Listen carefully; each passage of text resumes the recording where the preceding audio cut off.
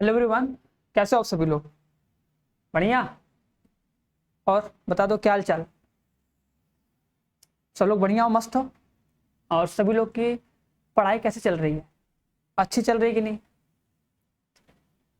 उम्मीद करेंगे देखो सब लोग का पढ़ाई अच्छा चल रहा होगा और सभी लोग अच्छे से पढ़ रहा होगा। और अगर नहीं पढ़ रहा होगा तो पढ़ना देखो स्टार्ट कर दो। ठीक है, आज देखो हम लोग कक्षा 10 गणित के 3 महत्वपूर्ण प्रश्नों को देखेंगे। ठीक है, मतलब ऐसे क्वेश्चन जो बार बार आते रहते हैं एग्जाम में। ठीक है, वही क्वेश्चन हम लिए हैं। ठीक है, मतलब जो हर 1 साल 2 साल पे रिपीट करते रहते हैं। बस लॉजिक वही रहता है, बस थोड़ा सा उसमें जो डाटा होगा डाटा चेंज होता है। कॉन्सेप्ट वही रहेगा, तरीका वही रहेगा, लॉजिक वही रहेगा। ठीक है, तो चीज़ों को समझना और कमेंट बॉक्स में कमेंट करके जरूर बताना कि वीडियो कैसा लगा, अच्छा लगा कि नहीं लगा। ठीक है ना, चलो तो स्टार्ट करते हैं अपने पहले क्वेश्चन से। ठीक, देखो पहला क्वेश्चन हमारा दिया है, बोला के मान ज्ञात कीजिए जिनके लिए समीकरण का निकाय, जो 2 समीकरण निकाय इसके अद्वितीय हल है और कोई हल नहीं है। ठीक, मतलब जो समीकरण निकाय है इसके जब अद्वितीय हल हो और कोई हल नहीं हो तो के का मान क्या होगा। देखो इसके लिए क्या होना चाहिए, हमको रेखाओं के बारे में अच्छे से पता होना चाहिए। ठीक है, बता रहे देखो, आराम सुनना। देखो हम जानते हैं कि अगर 2 रेखाएं देखो समांतर होती हैं। देखो जैसे अगर 2 रेखाएं हैं, बाई चांस मान लो मेरे पास 2 रेखा का समीकरण है। ठीक है, मान लो ये a1x है। ठीक है, a1x, ठीक है, b1y प्लस c1 बराबर 0। हमेशा एक रेखा का व्यापक रूप होता है ax plus by plus c के फॉर्म में लिखे। अब क्योंकि यहाँ पे 2 रेखाएं होंगी, 2 समीकरण लिखे पड़ेंगे, तो लिखेंगे a1x plus b1y plus c1 बराबर 0 और फिर लिखेंगे a2x प्लस b2y, ठीक है, प्लस c2 बराबर 0। ठीक है, एक समीकरण तुमको ये बनाना, ऐसे बनाना है और एक समीकरण ऐसे बनाना है। कोई भी 2 रेखा दी हो उसको हमेशा इस व्यापक फॉर्म में तुम्हें लिखना है। ठीक है, तो उसको हम लोग ax plus by plus c के टर्म में लिख लेंगे। अब देखो उससे क्या होता है। अब देखो अगर हम बोलेंगे अगर 2 रेखाएं, ठीक है, अगर 2 रेखाएं अगर एक के ऊपर एक समपाती है, क्या बोलेंगे, अगर 2 रेखाएं एक के ऊपर एक समपाती हैं, ठीक है, समपाती मतलब कोइंसाइड, तो उस केस में क्या होता है कि a1 अपॉन में a2 का अनुपात जो होता है, ठीक है, b1 अपॉन में b2 के अनुपात के बराबर होता है और ये c1 अपॉन में c2 के अनुपात के बराबर होता है। ठीक है, समझे कि नहीं? मतलब अगर जब 2 रेखाएं होती हैं, अगर तुम्हें 2 रेखाओं का समीकरण दिया है, उससे अगर तुम a1 b1 c1 मतलब जो पहली रेखा है उससे a1 b1 c1 निकालोगे। अब देखो a1 b1 c1 क्या होता है, जो x के पास होगा a1, जो y के पास होगा b1 और जो लास्ट में जो बचता है कॉन्स्टेंट c1।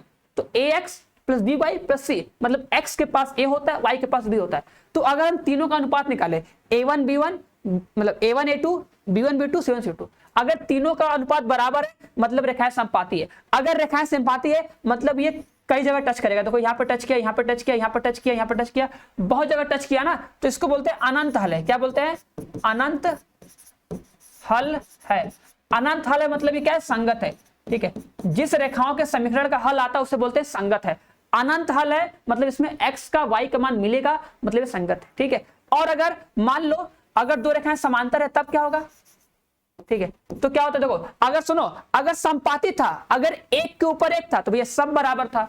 अगर समांतर होता है, सोचो दूर चला गया, तो इसमें क्या होता है, अगर 2 मतलब a1 अपॉन b1 इसका अनुपात तो बराबर होगा लेकिन तीसरे वाले का बराबर नहीं होगा, तो बोलते हैं क्या है? रेखाएं समांतर है। क्या बोलते हैं? रेखाएं समांतर है। और समांतर है इसका मतलब क्या? समांतर है मतलब क्या? कोई हल नहीं। क्या बोलोगे? कोई हल नहीं। समांतर इसका मतलब क्या? कोई हल नहीं। और कोई हल नहीं मतलब क्या? ये असंगत है। ठीक है, ये चीजें पता होनी चाहिए। ठीक है, अगर तीनों का अनुपात बराबर है तो बोलते हैं अनंत हल है। अनंत हल है मतलब क्या? संगत है।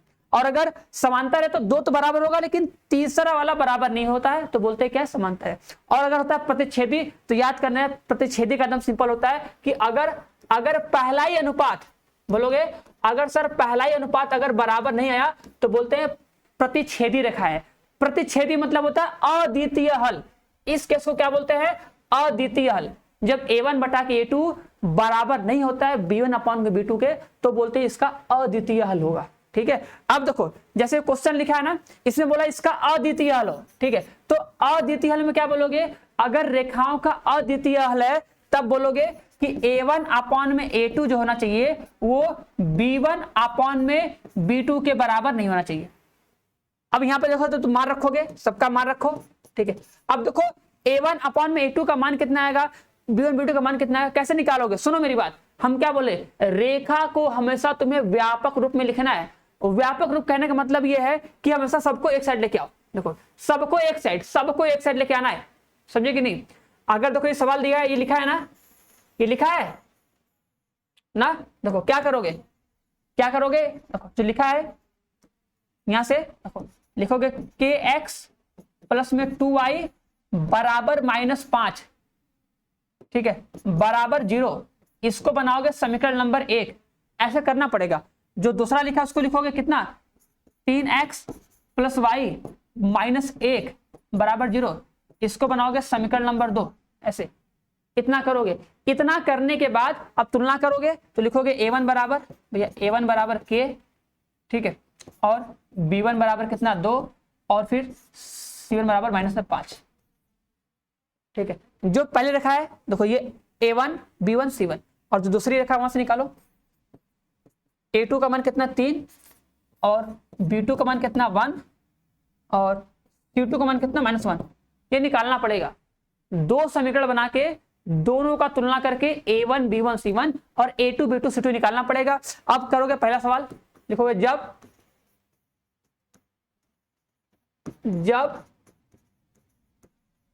अद्वितीय हल हो। जब अद्वितीय हल हो तो क्या लिखोगे A1 बटा के A2 does not equal to B1 upon में B2। सबका मान रखो। देखो A1 का मान कितना है, k है, और A2 का मान कितना है, 3 है। तो k बटा में 3 डज नॉट इक्वल टू क्या, B1 अपॉन B2। B1 का मान कितना है 2, 2 बटा 1 कितना हो जाएगा, 2 बटा 1। तो यहां से क्या आ जाएगा, मिल जाएगा k does not equal to 6, इतना आएगा ना। कैसे लिखोगे, अब लिखोगे k बराबर, k does not equal to 6 के लिए ऐसे लिखना पड़ेगा, के लिए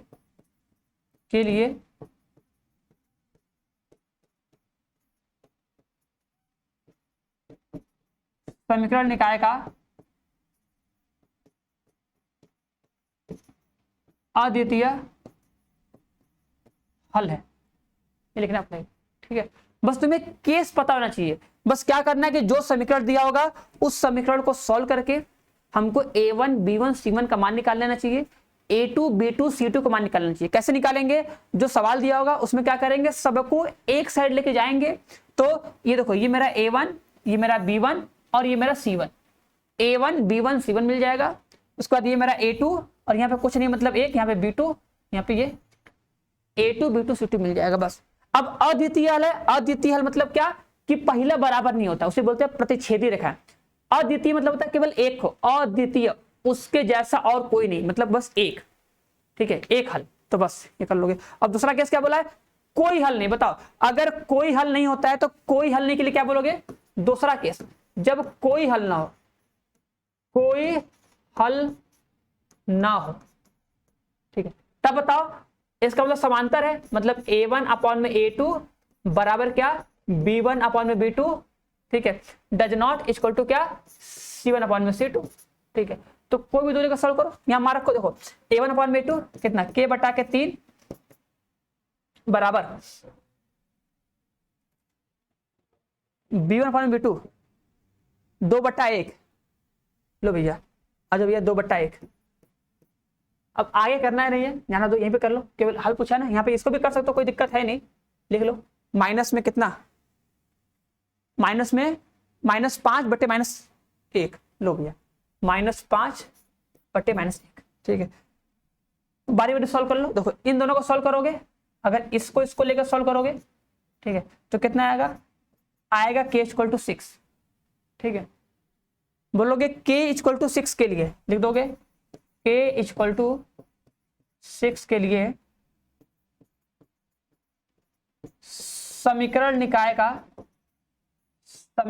का कोई हल नहीं है। क्या बोलोगे, कोई हल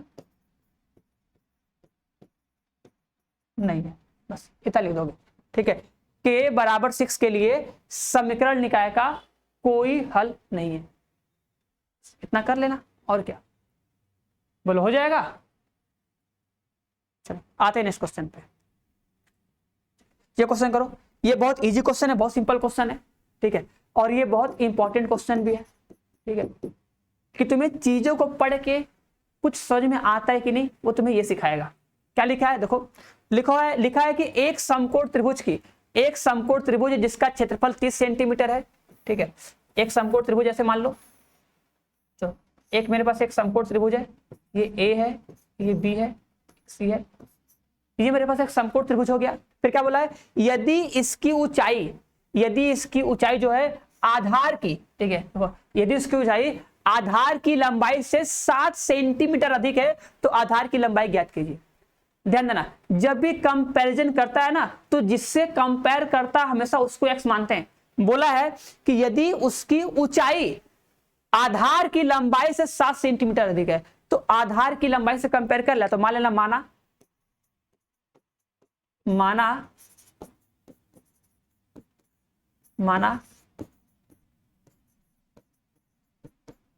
माना आधार की लंबाई, सॉरी 7 का लिख रहा भैया, माना आधार की लंबाई x सेंटीमीटर है, ठीक है, तब लिखना इसलिए ऊंचाई कितना होगा, उससे 7 सेंटीमीटर ज्यादा है, ऊंचाई कितना हो जाएगा, ऊंचाई बराबर x प्लस 7 सेंटीमीटर, ऐसे लिखोगे, क्योंकि आधार से कंपेयर किया, मान लोगे कि माना आधार की लंबाई x सेंटीमीटर है इसलिए उसकी ऊंचाई x प्लस 7 सेंटीमीटर होगी। फिर लिखोगे दिया है समकोण त्रिभुज ABC का क्षेत्रफल बराबर 30 सेंटीमीटर स्क्वायर। लिख लोगे, बस यहां पे लिख दो कि 1/2 आधार गुणे ऊंचाई बराबर कितना, बस। अब इसको बस सॉल्व करो, सबका मान रखो, सॉल्व करो, x1 मिल जाएगा, जो x1 होगा वही उसके आधार की लंबाई हो जाएगी। बस देखो उधर कर दो, ऊंचाई कितना हो जाएगा, x प्लस 7, ठीक है, और ऊंचाई कितना, सॉरी आधार, पहले आधार लिखना है ना, तो पहले आधार लिख दो, आधार हो जाएगा, ऊंचाई हो जाएगा x प्लस 7 और उधर कितना हो जाएगा 30 दूना 60, क्षेत्रफल कितना हो जाएगा 60 हो जाएगा। इसको सॉल्व कर लो, देख लो, हो जाएगा x का स्क्वायर प्लस में कितना 7x माइनस में 60 0। अब क्या करोगे, फैक्टर करेंगे। देखो फैक्टर कैसे करते हैं, देखो यहाँ पे कुछ नहीं मतलब 1 है, ठीक है, इसका इससे गुणा होगा, कितना आएगा 60 आएगा, कितना आएगा 60 आएगा, पता है ना भैया, इसका इससे गुणा करोगे तो कितना आएगा 60 आएगा। हम लोग क्या करते हैं, हम लोग को ऐसा 2 नंबर खोजना है, जिसका गुणा करने पे 60 है, ऐसा 2 नंबर खोजना है, ठीक है, जिसका गुणा करने पे 60 है। बताओ, ऐसा 2 नंबर खोजो जिसका गुणा करने पे 60 है, और देखो यहाँ पे क्या है घटाना, तो ऐसा 2 नंबर खोजो जिसका गुणा करने पे 60 है और उसको घटाने पे कितना है 7 है, ठीक, तो 12 पंजे 60, 12 पंजे 60, 12 में से 5 गया बचा 7 हो गया। लो भैया, तो क्या लिख दोगे, x square plus 12x minus में 5x माइनस 60 बराबर 0। ये खोजना होता है, ऐसा 2 नंबर खोजना भैया, ऐसा 2 नंबर खोजना है जिसका गुणा करने पे 60 है, यहां पे लगा घटाने के निशान, तो गुणा करने पे 60 है और घटाने पे कितना आ जाए 7, तो 12 पंजे 60, 12 से 5 गया बचा 7।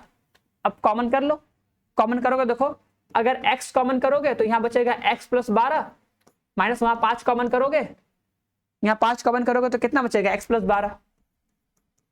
बस अब फैक्टराइज कर लेना है आराम से। क्या करेंगे, दोनों में से देखो x प्लस 12 कॉमन करो, x प्लस 12 यहां से कॉमन करेंगे और x माइनस 5 यहां से कॉमन करेंगे बराबर 0 के बराबर करोगे तो देखो x प्लस 12 बराबर 0, तो x बराबर माइनस 12, ये हो जाएगा अमान्य, ठीक है, क्योंकि लंबाई कभी भी ऋणात्मक नहीं हो सकती है, ठीक है, और यहां से तुम्हारा हो जाएगा x माइनस 5 बराबर 0, तो x बराबर 5 हो जाएगा।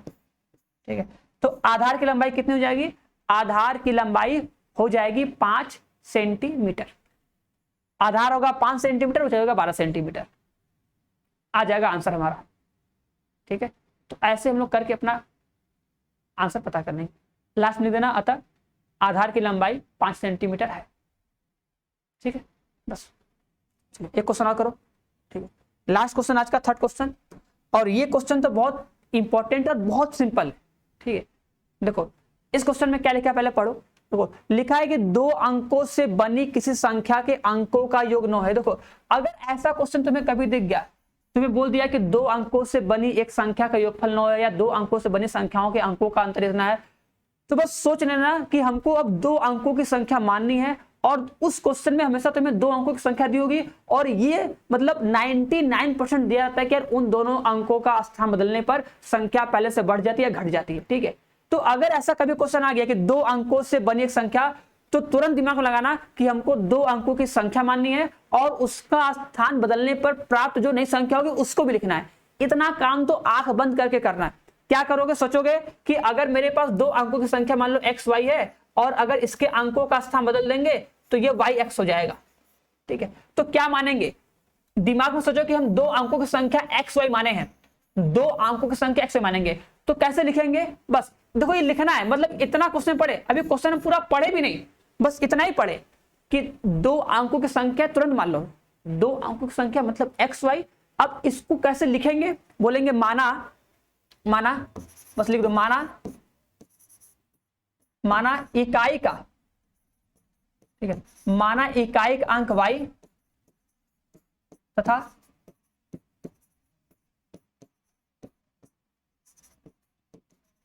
दहाई का अंक x है, तब संख्या कितनी हो जाएगी? हो जाएगी 10x प्लस y। समझे कि नहीं?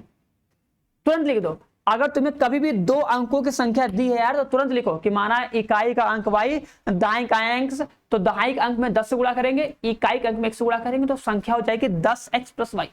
इतना तो तुम्हें लिखना है, लिखना है, लिखना है। 10x प्लस y लिख दिए। अब देखो क्या बोला है, यदि संख्या के अंक उलट दिए जाए तो बनने वाली संख्या मूल संख्या से 27 अधिक होती है, तो संख्या ज्ञात कीजिए।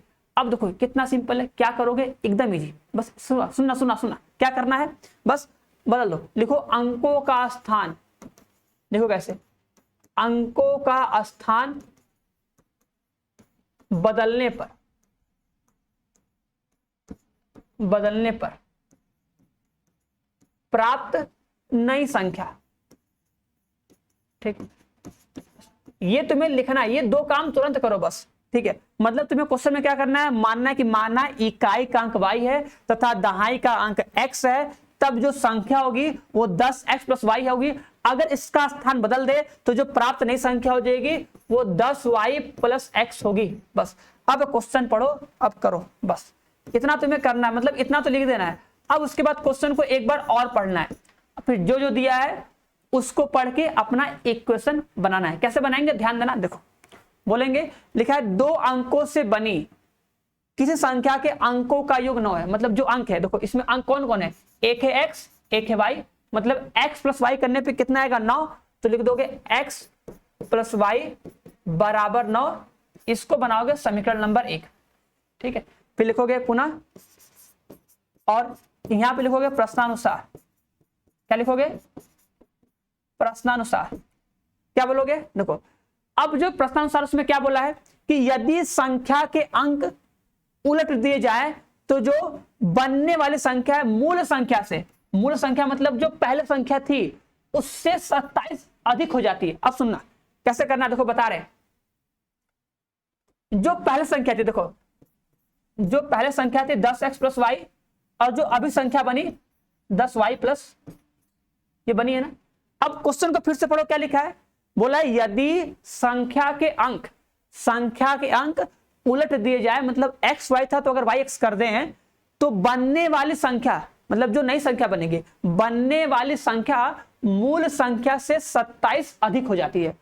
ठीक है, अब देखो ये मूल संख्या थी, ये नई संख्या, ठीक है। अगर ये x और y था, अगर अंकों का स्थान बदल दिए तो जो नई संख्या है वो पहले वाले से 27 ज्यादा है। बड़ा कौन है? ये है, देखो ये पुराना वाला है, ये नया वाला है। ठीक है, ये एक्स वाई वाला था, एक्स वाई, वो वाई एक्स वाला है, ये पहले वाला है। तो इसको जब बदले हैं तो बना है वाई एक्स, और बोल रहा है कि जब अंकों का स्थान बदलते हैं तो जो नई संख्या बनती है मूल संख्या से 27 ज्यादा है। तो ये जो है 27 ज्यादा है किससे? इससे। ठीक है, सोचो, मतलब सोचो ये 100 रुपया है तो ये 127 रुपया है। एग्जाम्पल में अगर 100 रुपया है तो ये 127 रुपया है। तो अगर हमें दोनों को बराबर करना है तो इसको 27 दे देंगे, बस ऐसे बन जाएगा समीकरण। अब इसको समीकरण बनाओ, सॉल्व करो और आंसर पाओ। चलो करते हैं। देखो सबको एक साइड लेके आए, देखो इसको साइड लेके उसको साइड लेके जाओ। देखो क्या हो जाएगा, देखो 10x plus y minus 10y minus x बराबर कितना? माइनस में 27। इतना होगा ना, घटा दो, देखो घटाओगे आ जाएगा 9x माइनस में 9y बराबर माइनस 27। ठीक है, और 9 कॉमन कर लो, बच जाएगा x माइनस वाई बराबर माइनस में कितना? 27। यहां से हो जाएगा x माइनस वाई बराबर कितना? माइनस में 3। ये बना, देखो बस यही। तुमको समीकरण 1 और 2 तो चाहिए, क्योंकि जैसे हमको 2 समीकरण मिला बस काम खत्म। अरे यार जैसे 2 समीकरण मिला, अब क्या बचा है? लिखो ना समीकरण 1 और 2। देखो समीकरण 1 क्या लिखा है? समीकरण 1 लिखा है कि x प्लस वाई बराबर 9, समीकरण नंबर 1। और ये हो जाएगा x माइनस वाई बराबर माइनस 3, समीकरण नंबर 2 हो जाएगा। बस अब इसी को सॉल्व कर लो। देखो तुम्हें जोड़ना है जोड़ दो, घटाना घटा दो।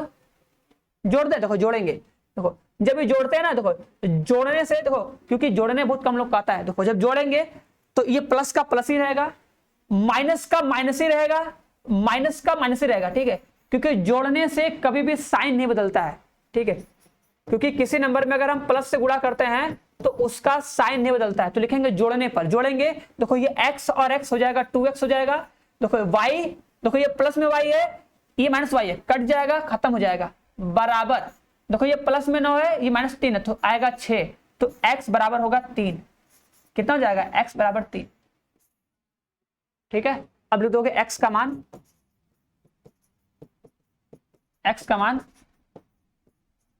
समीकरण 1 में रखने पर। ठीक है, x का मान समीकरण 1 में रखने पर। चलो भैया बहुत सही, जिसका आंसर आ गया हीरो बहुत अच्छा है, जिसका आंसर आ गया है 3 ही आया ना, 2 3 6। ठीक है, 3 आएगा तो 3 प्लस में 9, तो y बराबर कितना जाएगा? 6। ठीक है, अतः संख्या, बताओ संख्या कितनी थी? देखो लिख के करना पड़ेगा, लिख के लिखोगे। अतः संख्या 10x प्लस वाई बराबर क्या लिखोगे? 10 गुणे 3 प्लस में 6 बराबर 36। ठीक है, अब तुम चाहो तो करके देख लो। अगर तुम 36 को पलटोगे तो बन जाएगा 63, जो कि पहले वाले से 27 ज्यादा होगा। करके देख सकते हो, ऐसे लिखना पड़ेगा। जो बताएं कॉन्सेप्ट, उस कॉन्सेप्ट को समझना, तुम्हें कोई दिक्कत नहीं होगा। जब भी 2 अंकों की संख्या बोलेगी, आंख बंद करके तुरंत मानोगी पहली संख्या, मतलब x सही मान के, इकाई पे y, दाएं पे x, संख्या हो जाएगा 10xy, अंकों का स्थान बदल लेना, बदल जाएगा ये। उसके बाद फिर दोबारा क्वेश्चन को पढ़ना, देखना क्या क्या दिया है, उसी को पढ़ के एक तो बनेगा समीकरण नंबर 1। बहुत सिंपल है। जब तुम समीकरण नंबर 2 बनाओगे ना, उसके लिए क्या करना, जो संख्या पहले की होगी और जो संख्या नहीं होगी, ठीक है, दोनों को लिख लेना, दोनों को फिर दोबारा उसी क्वेश्चन को पढ़ना कि देखना कि पहले से ज्यादा हुआ है कि पहले से कम हुआ है। बस उसको पढ़ के आराम से जिस साइड प्लस करना होगा, जिस साइड जिसको जितना देना होगा उसको उतना दे देना, लेकिन उस चीज को तुम्हें दोबारा एक बार पढ़ना पड़ेगा। जब उसको दोबारा अच्छे से पढ़ोगे तो पता चल जाएगा किसको देना है। ठीक है, बोला था कि जो नई संख्या है पहले वाले से 27 ज्यादा है, इसलिए उसको 27 देंगे, तब जाके बीच में क्या करेंगे, बराबर का साइन लगाएंगे तो इक्वेशन बनेगा। इक्वेशन बन जाएगा तो दोनों को एक साथ लिख के आराम से फिर हम लोग सॉल्व करेंगे। ठीक है, ये सॉल्व करेंगे, ये मान आएगा। ठीक है, तो उम्मीद करेंगे सबको समझ में आया होगा। ठीक है, ये 3 क्वेश्चन थे और ऐसे क्वेश्चन बहुत सारे हैं और ऐसे क्वेश्चन बहुत सारे आए हुए हैं ना। तो उम्मीद करेंगे संख्याओं वाला क्वेश्चन, क्षेत्र वाला क्वेश्चन और जो अद्वितीय हल होता है, अद्वितीय हल होता है, समांतर होता है, प्रतिच्छेदी होता है, इन सब का भी कॉन्सेप्ट कुछ कुछ समझ में आया होगा। और उम्मीद करेंगे ये सब क्वेश्चन तुम लोग दोबारा एक बार फिर से रिवीजन करोगे, एक बार दोबारा देख के रिवाइज करोगे, समझ में आ जाएगा, तो आगे कभी भी ऐसे क्वेश्चन परेशान नहीं करेंगे। ठीक है, तो आज के लिए बस इतना ही, मिलते हैं हम लोग नेक्स्ट क्लास में। और वीडियो कैसा लगा कमेंट बॉक्स में कमेंट करके जरूर बता के जाना। तो हम लोग मिलेंगे नेक्स्ट क्लास में बढ़िया तरीके से और बेहतरीन तरीके से और बेहतरीन क्वेश्चन के साथ एकदम। ठीक है, चलो तब तक के लिए सबको bye bye, tata, see you.